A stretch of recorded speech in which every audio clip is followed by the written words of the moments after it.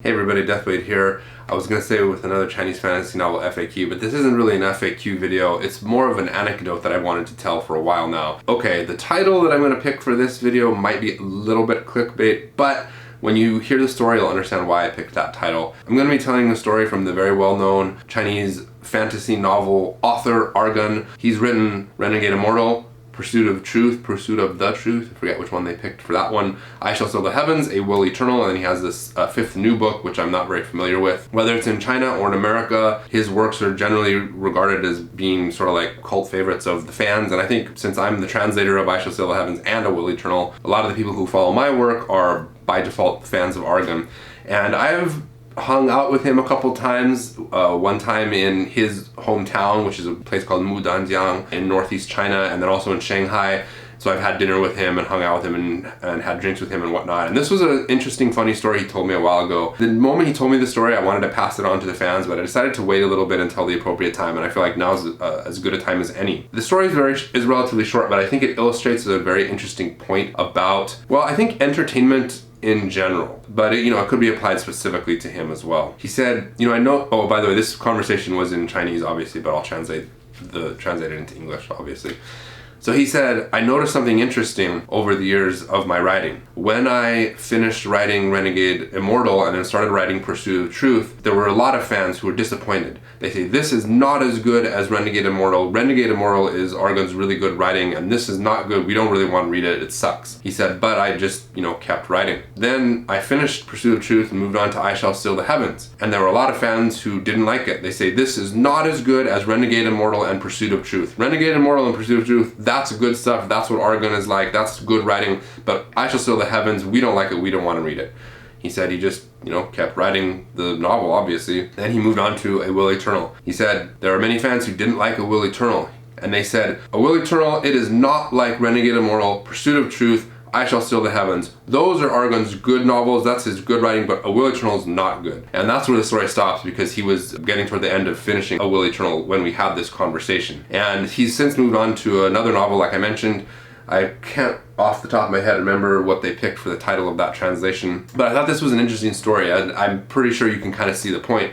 When the author finishes a work that everybody really liked and then moves on to another one, a lot of people are disappointed because it's not the same as the previous one. But then over time, often those subsequent works tend to be considered part of that creator's larger canon, and then they're viewed as being, the legitimate and good stuff. Of course, everybody has their own opinion about which one is better. A lot of people really like Renegade Immortal and say that that's his ultimate work. Renegade Immortal obviously is what sparked his career and was a mega hit that then led to all these subsequent titles, some of which did better than others in terms of the numbers and in terms of how much he made. So I'm a translator. I don't generate my own content. It's basically impossible for me to really affect the general story that I'm providing to the readers.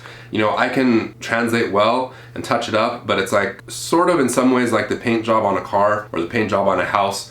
I can do a fancy job of painting it, but that doesn't change the fundamental nature of what that story is. That said, I've experienced similar things throughout the years where I'll work on a project, and then the next project, people are always comparing it to the previous project. Oh, this isn't as good as the previous one. It's different. It's not as good.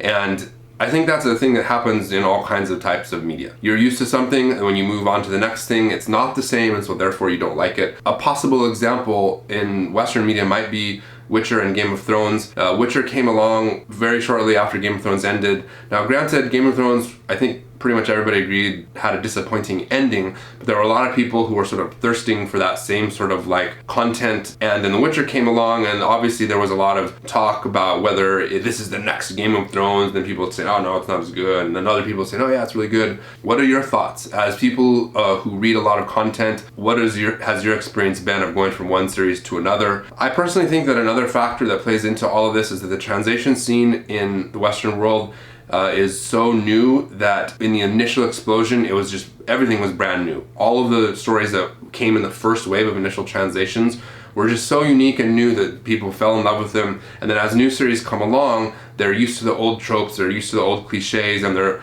thirsting for that initial rush that came with finding something new and exotic and different, and it gets harder to do that when you're reading the same type of novel. So regardless of the fact that there are different authors, different novels, it's all the online web fiction cultivation novels, whether it's Xianxia or Xuanhuan, And after you read novel, series, you kind of get into a sort of a burnout phase. And so I think that that's another reason why a lot of readers are super picky nowadays regarding what specifically they like to see. Of course, conversely, on the China side, it's actually even probably more pronounced, because however much content there is available right now, there's even more in China. Of course, you can get a lot of stuff machine translated, but that mostly sucks depending on the content. I think it's even more pronounced in China, where people are kind of used to all of this stuff. So again, what are your thoughts? Leave them in the comments below. Do you disagree? Do you find this story interesting? I just thought it was an interesting anecdote that I've been wanting to share for a long time, so I hope that you like it. If you like my content, you can find links in the description to support me. Forgot to mention that this video was voted on by the patrons on Patreon. You can find that link in the description below. That's it for this video. I'll see you next time. Godzilla.